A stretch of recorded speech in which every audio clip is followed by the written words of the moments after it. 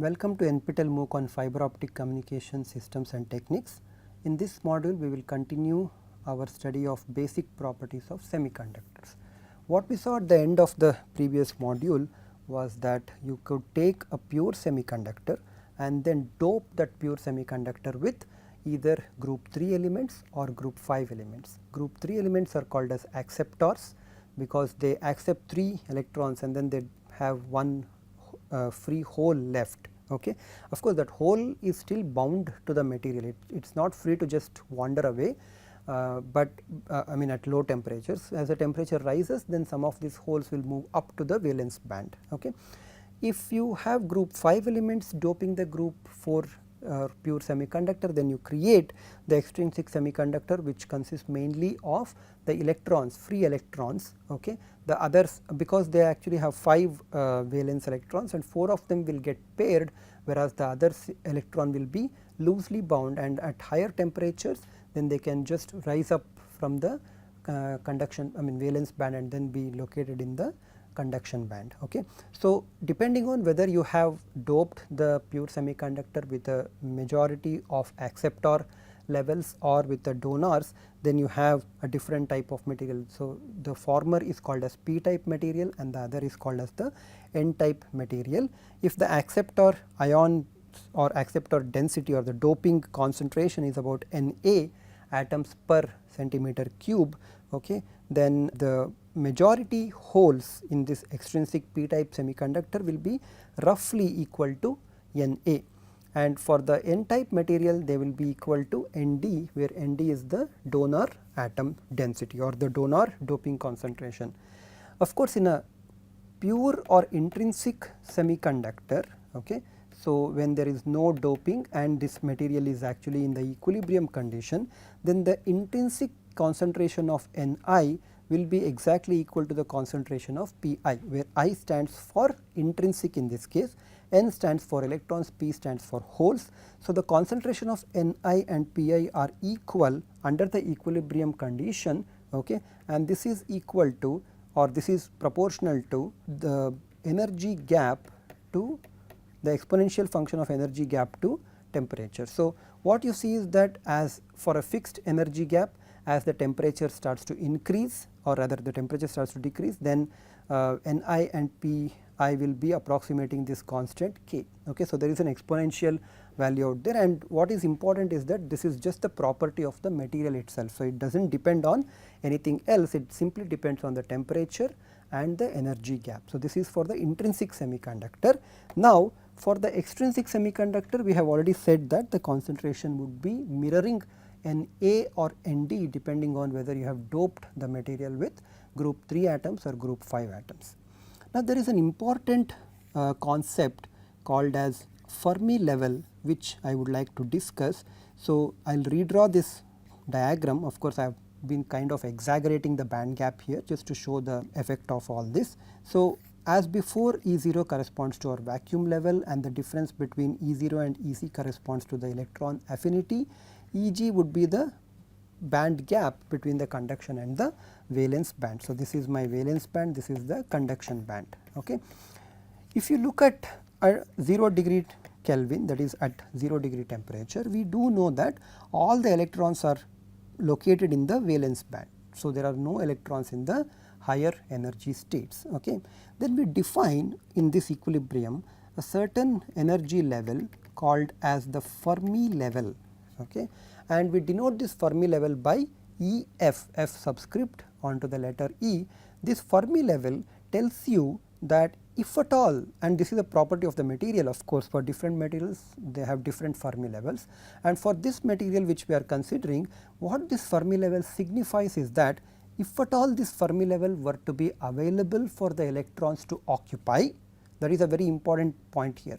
If the Fermi level were to be available for the electrons to occupy, then the probability of the electron being found with the Fermi level will be about half. Okay. Of course, for 0 degree Kelvin, it is kind of a very discontinuous way of the probability of electron being occupying, in the sense that if you plot the energy as you vary the energy here, and then this is somewhere the Fermi level is located, this is EV and then this is EC, what you find at 0 degree Kelvin is that the probability of any electron being found with a certain energy E is exactly a step like function. So, below EF all allowable energy levels are filled, and please remember the allowed energy levels are these guys. Okay. So, these energy levels are not allowed.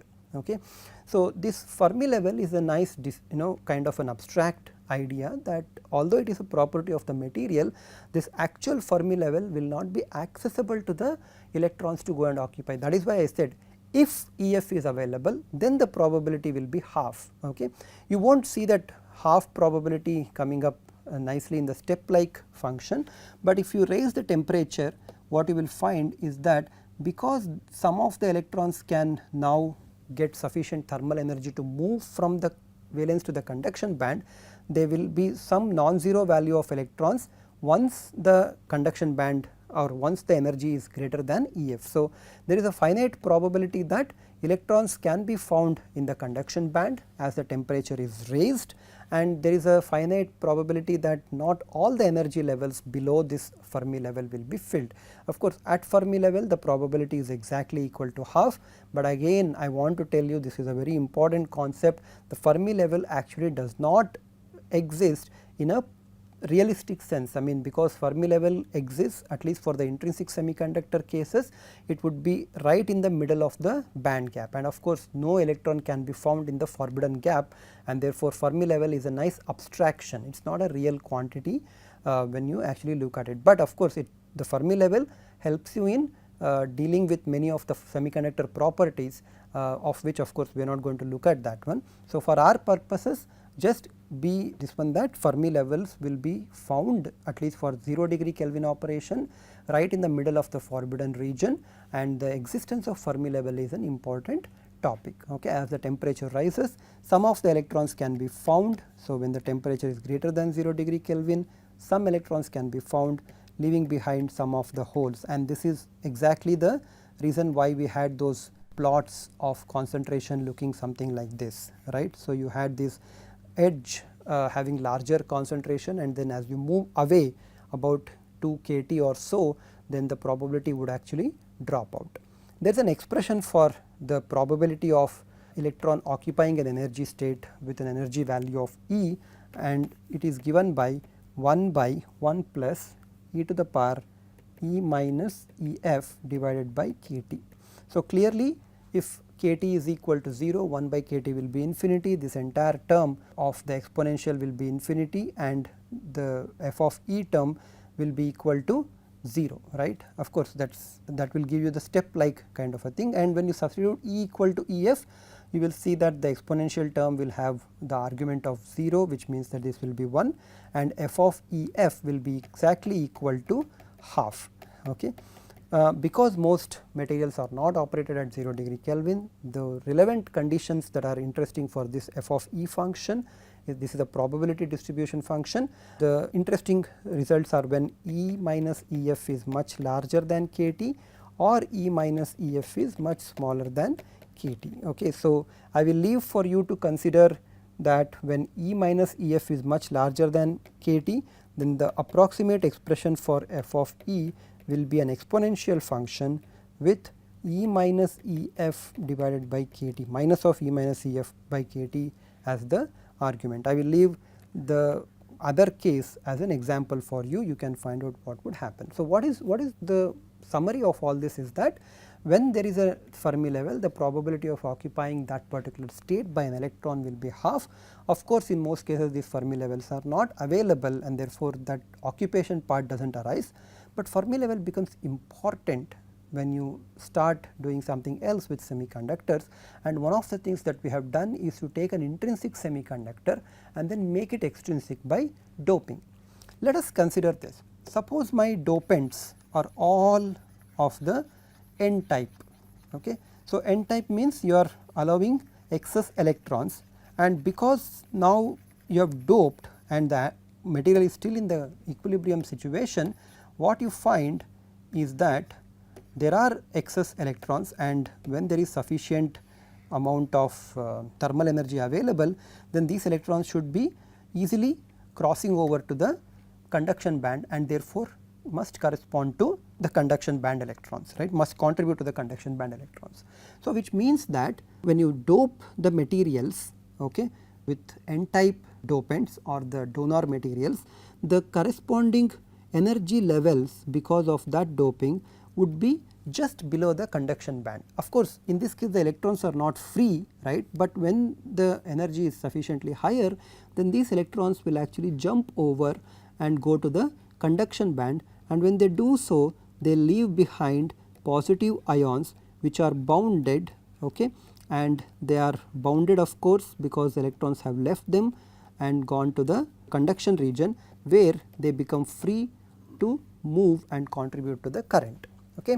So, this is what happens when you dope with the material with an n-type and therefore convert an intrinsic material or intrinsic semiconductor into an n-type semiconductor, where the energy or the conduction electrons are actually contributed by the extrinsic. So, these are the external dopants, right. So, external or dopants whose energy levels are just slightly below the conduction band and they contribute here. Okay. So, now what happens to the Fermi level? Remember, Fermi level was something that would tell you how the electrons are occupying, right.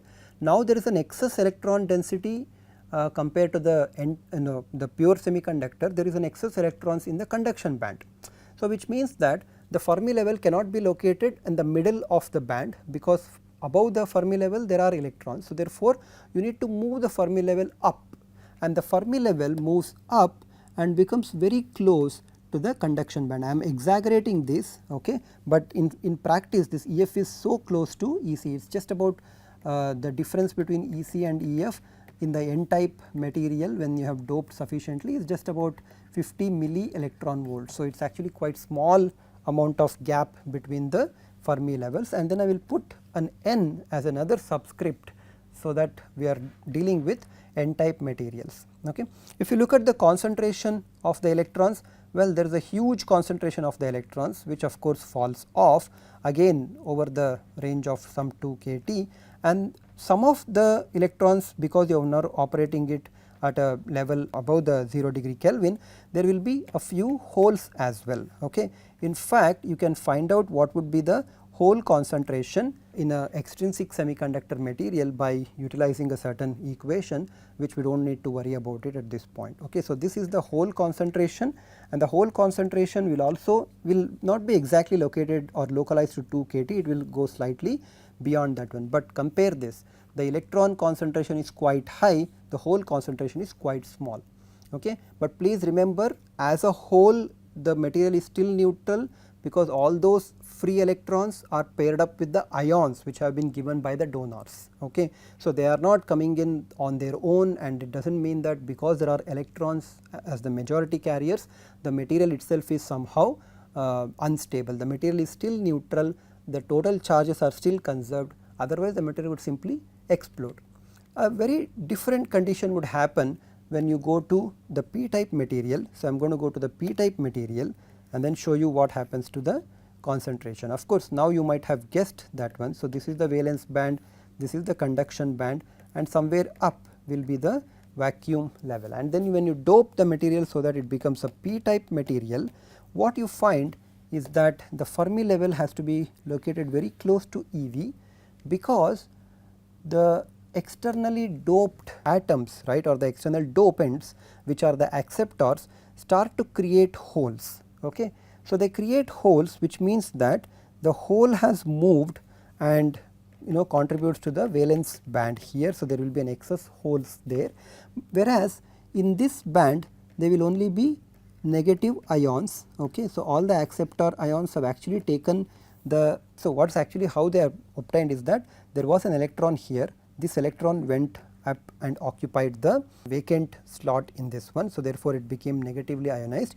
When it became, when it just went up to this one, right, which we will call as the Fermi level EFP, okay, and when it just went up, then it left behind a positively charged hole here. So, that is how actually the holes were produced, but we do not really need to worry about that.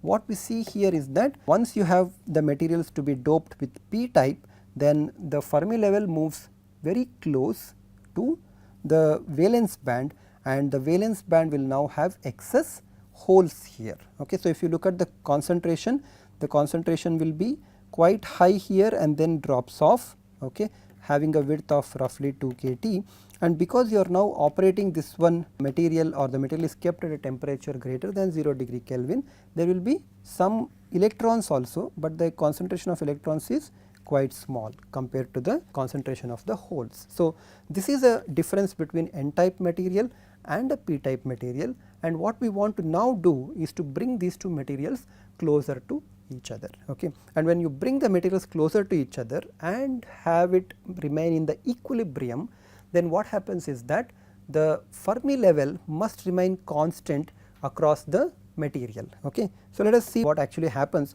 when you bring an n type material close to a p type material. I have written down this, or I have drawn this blue line to indicate that we are at a junction. To the left of this junction we have n type material, and to the right of this junction we have p type material, and we are assuming that the material properties changes abruptly at this junction. Okay. So, this is the junction line that I have drawn, and because the material properties are changing from n to p type abruptly, this is called as a abrupt or a step junction. Okay. Now, what happens? What is actually going to happen? Well, this is an n type material. Far away from the junction, the material is going to be n type, right? And what is the condition for the n type? Well, in the n type material there will be an excess of electrons in the conduction band, right? Whereas, if you go to the p type material and be allowed to go far away from the junction, the p type material will have most of the holes located in the valence band. Okay. And it turns out that the vacuum level will not remain the same for the n type material and the p type material, but actually will be different from n to p type material. I am also assuming that the n type material is heavily doped, so that I can use a plus superscript to indicate that the number of carriers, the majority carriers in the electrons far exceeds the majority carriers of the holes in the p type material. So, this is called as heavy doping, and what the heavy doping does, if you remember from your p-n junction theory, is that it pushes the depletion layer which will be created at the junction, okay, into deeper into the p type region. What is this depletion layer?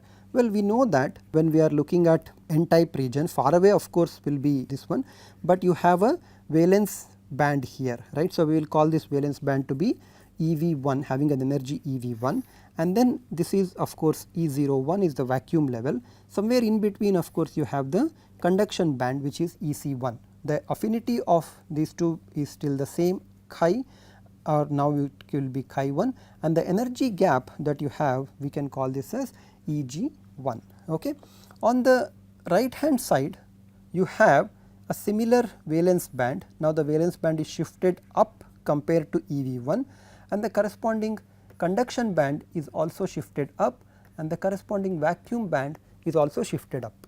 Now, the vacuum band or the vacuum levels have shifted up means that you actually have a certain potential difference set up across the junction, and most of this potential difference exists right at the junction itself, and this potential difference causes the electrons to respond to certain effects of this. The first thing that would happen is of course that there are a lot of these electrons here, right. So, this is completely an electron sea if you will, and their immediate tendency of these electrons would be to kind of cross over to the p type region, because there is a excess concentration, and then diffusion tells you that when there is an excess concentration you will see that they will be crossing over to the junction. Of course, they do not really cross over, because the potential difference that exists here will create an electric field from this region, okay, the other region. Why? Because as the electrons, some of the electrons move and then be located now here because of the diffusion,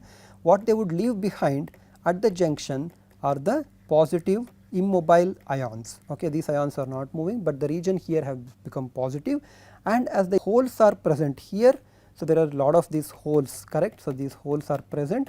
Some of those holes would diffuse onto the left hand side, and therefore, you will have some holes here, but when they do so, they will leave behind negative ions. So, because these are moving and then creating other type of ions, the electric field is created in this direction from N to P region, which further stops the electrons which are located here in moving out, because electrons cannot move in the same direction of the electric field, they would always move in the opposite direction of the electric field.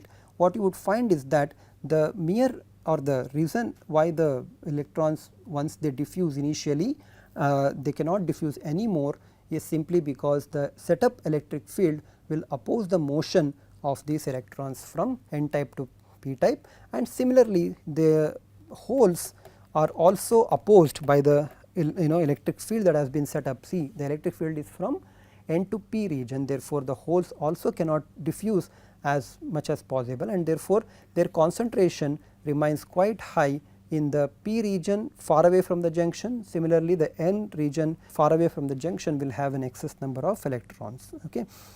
So, this is what actually happens, and you can go ahead and calculate various properties of this p n junction or the n p junction that we have written.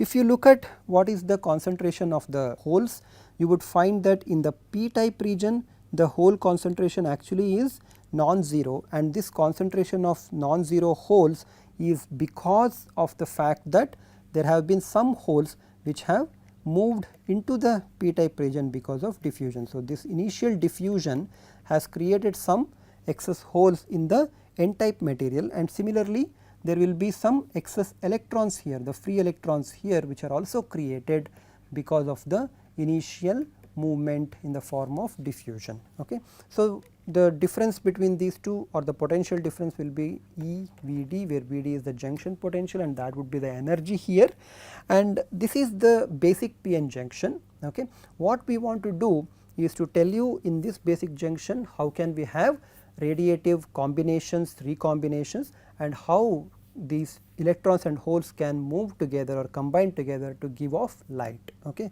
So, that is something we are going to talk about in the next module. Thank you very much.